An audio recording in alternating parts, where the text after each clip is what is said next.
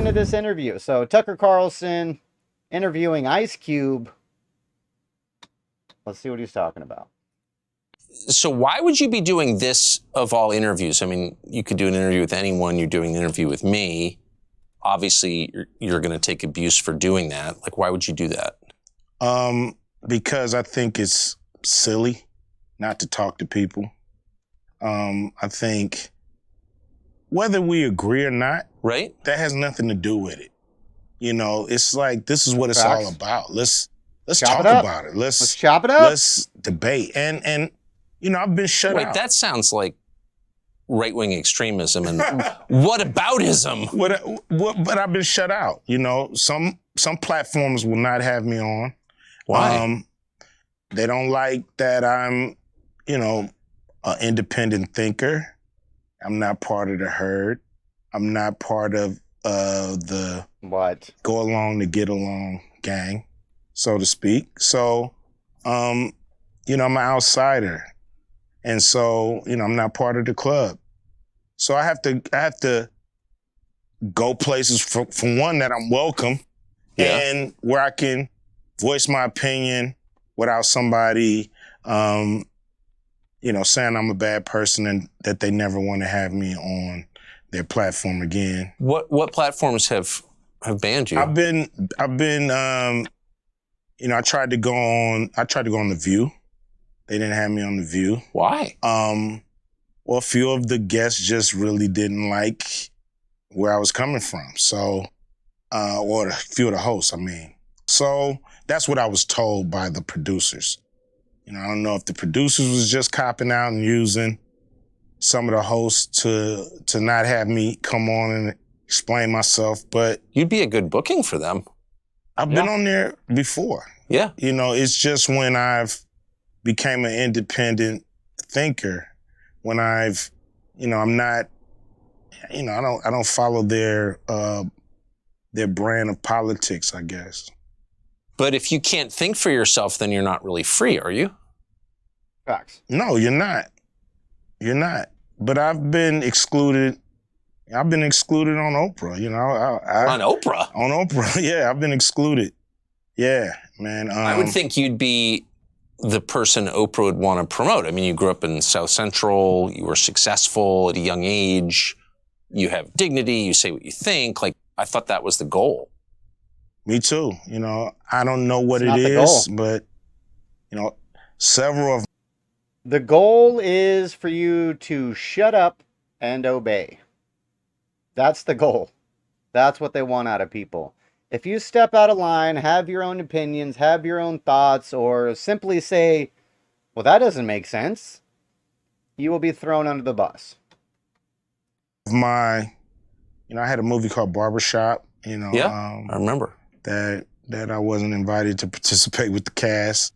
I produced a show called Black White, and it was a very controversial show.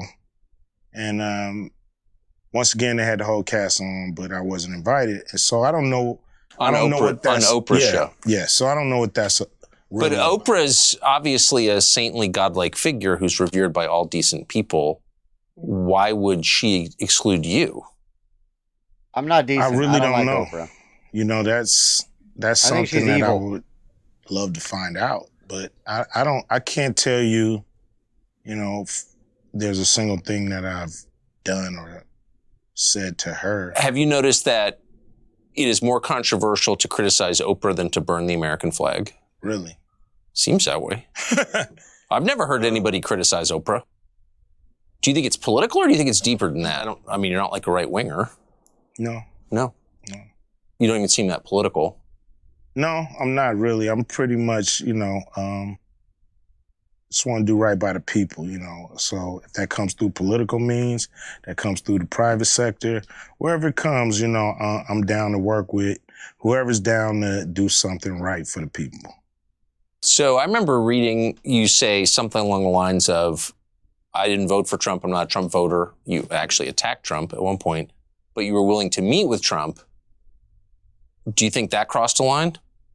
I think some people didn't like that, but I think it's idiotic. You know, enemies meet. Right. You know, they talk. I'm pretty sure They're there's some supposed to. communication between Russia and the Ukraine right now. Somebody's on the phone talking to somebody, trying to You would hope. to come up with You would hope. a solution. So we just got to talk. That's the only way we're gonna work this out. You know, I know when the talking stops, the fighting starts. You know, a lot of people, they, you know, think I'm a, you know, Republican. I'm a right winger. Just because I was willing to speak to the Trump administration, I mean, and I was willing to speak with the Biden administration as well. You know, Have you? one guy in the administration, but it didn't go anywhere. You know, it was basically a, you know, take my temperature kind of call. We'll get to it, like, but you know, they never got to it or never planned to. Matter of fact, the guy left the administration. So, you know, after talking to him for a year or so, he was gone, and then, you know, we were left really with no one to continue the conversations. What do you think of Biden? I don't think he's given the people who put him in exactly what they thought they were going to get from him. But his most loyal voters, according to the polls anyway, are black voters, particularly black women. Mm-hmm. And That's so those weird. numbers don't seem to change. So no matter what happens or doesn't happen. So do you expect they ever will change? You know, whether they become independents and not vote for anybody who's not bringing it, you know, it's like people want your vote. They have to do something to earn it. If they don't earn it, why are you going down there and pulling that lever? Because the other side hates you. That's the pitch they make. We may suck, but the other side hates you.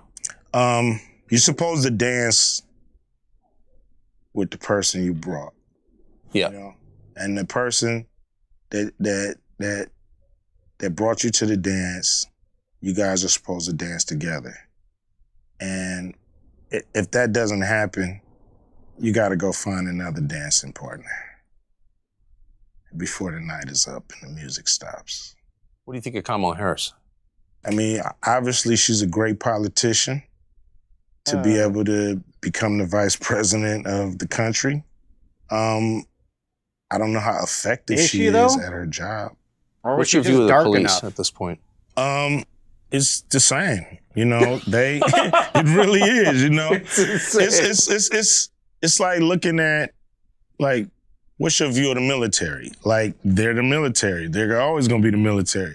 If I asked you this in 1946, you'd be like, they're the military. Yeah. So it's a fraternity. It's an organization that does things a certain way. And I think their philosophy sometimes is detrimental to the people they're serving, because I think cops have a win and make it home philosophy. Win whatever battles you have in the street, make it home at night.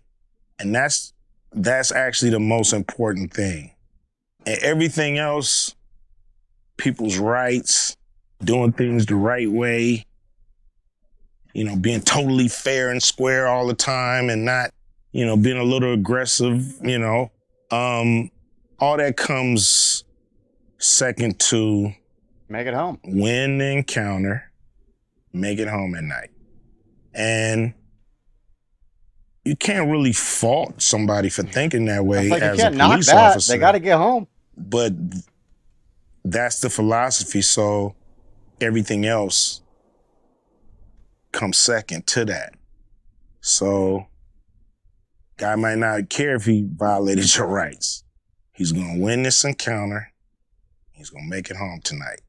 And that's all that matters. And sometimes I think that's what we see is an organization hell-bent on winning, and not a fraternity or organization hell-bent on upholding the law and doing everything right or by the book, so to speak. Yep. Yeah. Okay. And it's just the nature of that fraternity. Maybe of organizations.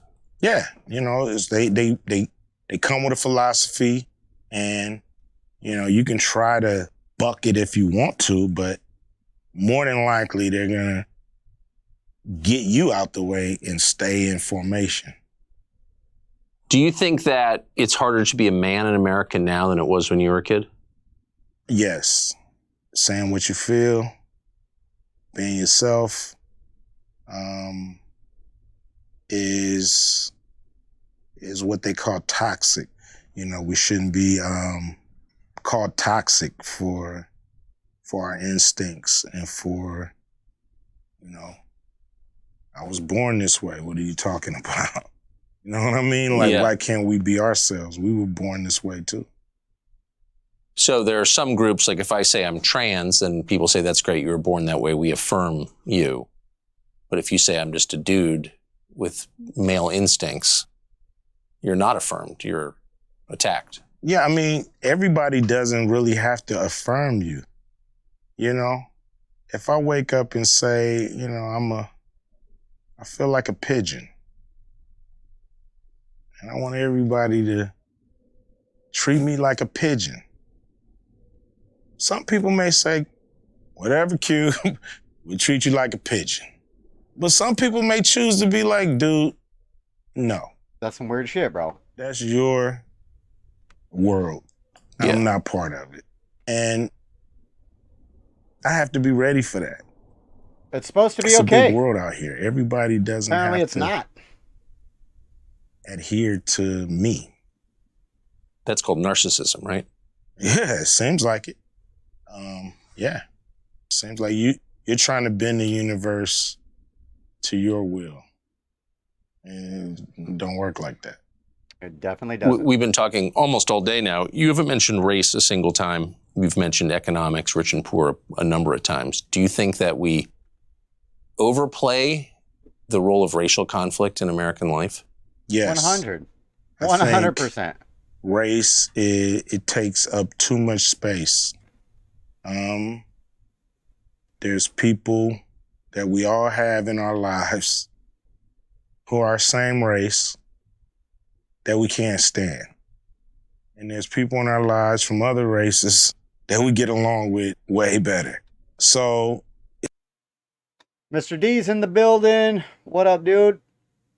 Bo Pick, thanks for chatting on Rumble. Unity in thought. Is it a crime?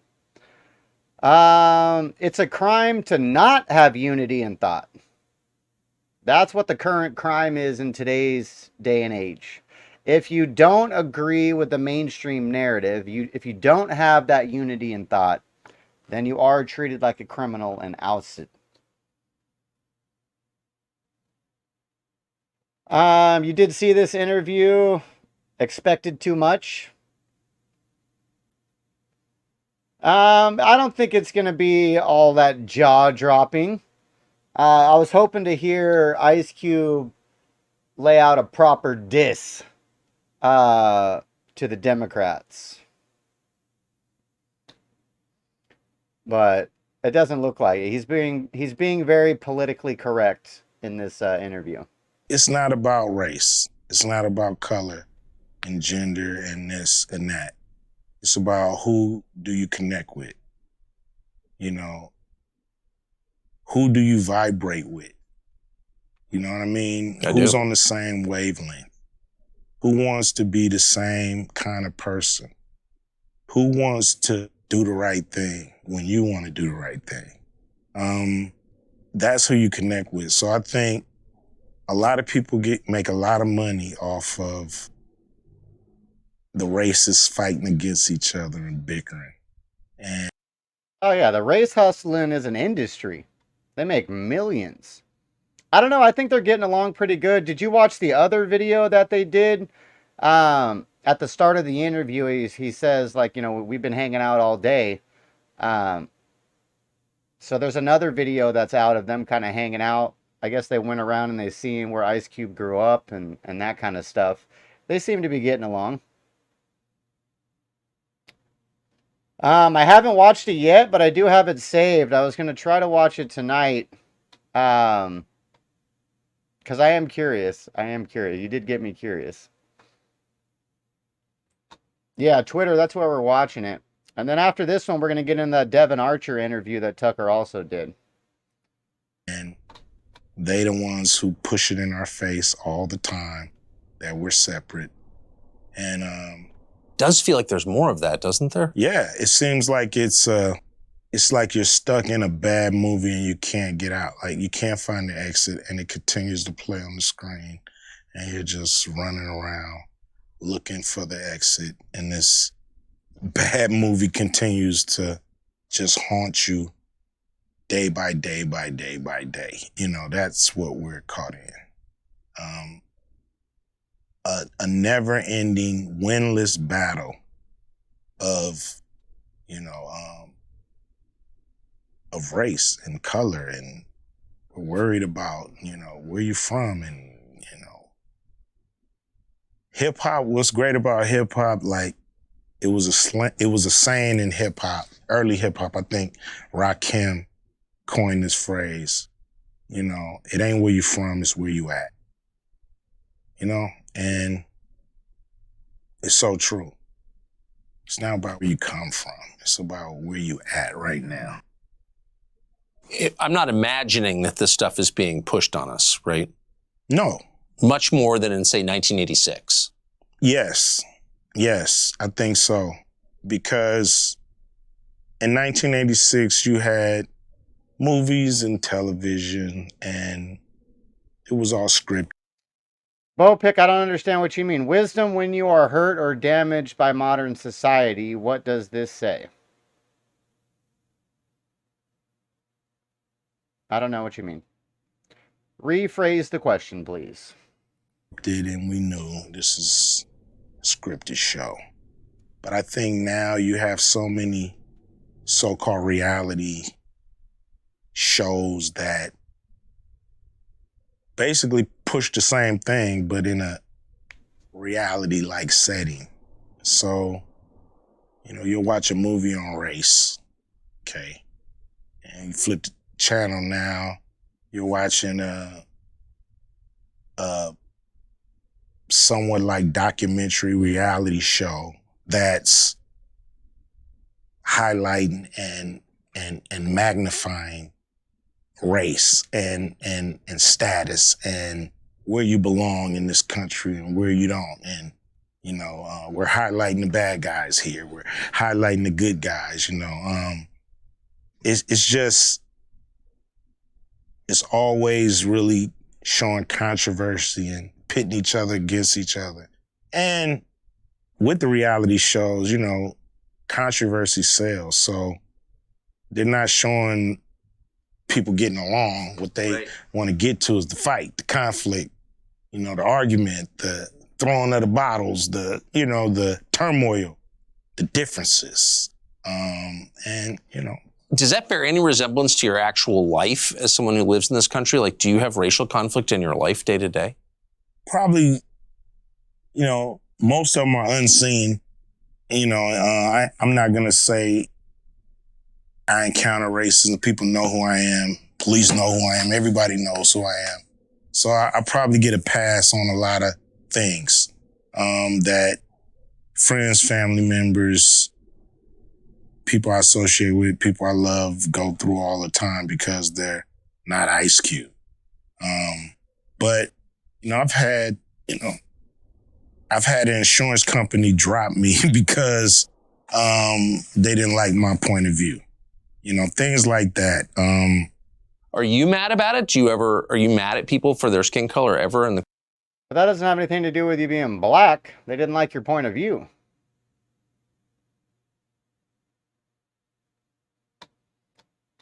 Course of a day? I'm not mad at people because of their skin color. I'm mad at people because of what they do and the things they choose not to do. Right. There's a big problem in this country with the financial banking system and Black people and our access to capital. I know that when it breaks down, we have, 13 to 15% of the country trying to live off of half a percentage of wealth, 0.05% of wealth. So that's an issue. That's a problem. We have to have access to capital so we can do cool things for South Central. If we drove past one of those lots and a guy that lived there wanted to put a store up, he just couldn't get a loan because of his zip code. Now, guys from outside the area, they can come in and they can get a loan and put that store up. And that has to change. How do people live in this state who aren't making a lot of money? I mean, things are so expensive. Houses that used to cost, like my father, I think he bought his house $47,000, maybe. And now it's worth $650,000. Yeah, the example that Ice Cube just gave. So if a guy from the neighborhood wants to buy a lot of land and put up a store, the bank won't give him the loan because his address is from the neighborhood. But if somebody else from outside comes in, they will give him the loan. That doesn't make any sense whatsoever. Did the guy from the outside come in with 50% down and a past of flipping buildings? I'm pretty sure he did, because that's why he's coming in from outside. This is what he does. So obviously it's going to be easier for somebody who has a relationship with the bank, who has flipped multiple properties, to get a different loan. Yeah, I don't see that. I don't even know what he's talking about there. Yeah, I don't even know what he's talking about. The house you grew up in? The house I grew up in. It's worth $650,000. And that's in South Central? South Central, yeah. Huh. So the middle class has shrunk in this state? Without a doubt, or left. They definitely shrunk, and we have a lot of people leaving the state because they just can't afford it. If you were running the state, wouldn't that be a big concern for you? Yeah, I think it's a major problem, because you not only have people leaving, you have industries leaving. Tesla, they just put up a plant in Texas, so they left California, and many big companies have left California. I've noticed something weird. I've never been a big hip hop fan, but I've met a bunch of hip hop performers. Yeah. And they're all pretty open-minded, way more open-minded than, say, your average college professor. I wouldn't have expected that. Why do you think that is? College professors, they all want their jobs. And if their staff or administration is saying, hey, we think this way at this college, sometimes they understand what that is and they stick to those guidelines. Rappers, we're free spirits. I don't know. I've seen Ice Cube speak a couple times, Mr. D, and he always talks like this. But he does talk. I think he's very calculated in what he says. So he thinks a lot before he speaks.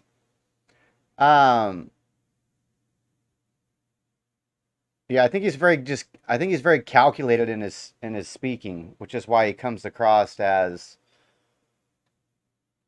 I don't know, like what you were saying. I think when he talks, he's trying not to piss off his fans. He's trying not to piss off his family. He's trying not to piss off black people altogether. Plus, he's trying not to piss off all the people he has business relationships with. He doesn't want to, piss off the Jewish community that runs his business. So he's very politically correct and calculated when he talks. For the most part, some of us who are not locked down to doesn't these want to crazy get contracts, Kanye, but exactly.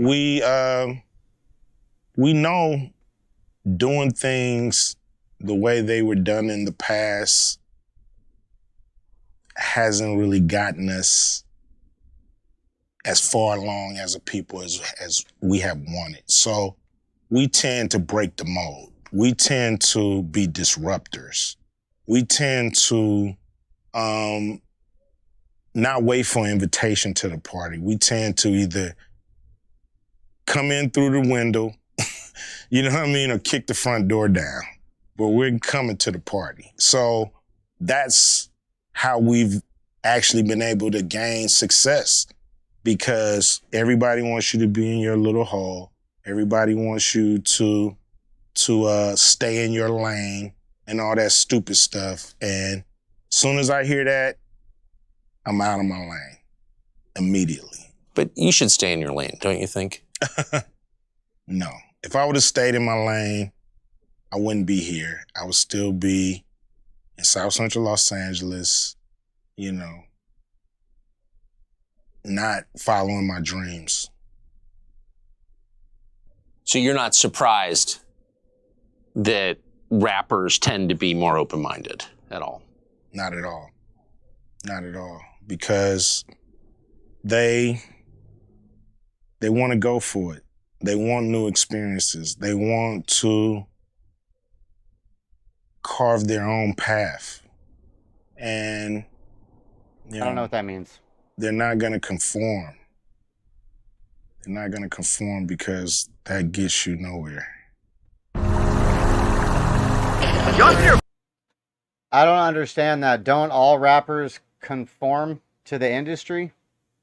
Just why they all sound the same? The ones that don't conform get kicked out, like Kanye. So, I don't know. Pretty strange interview, honestly. Pretty strange interview.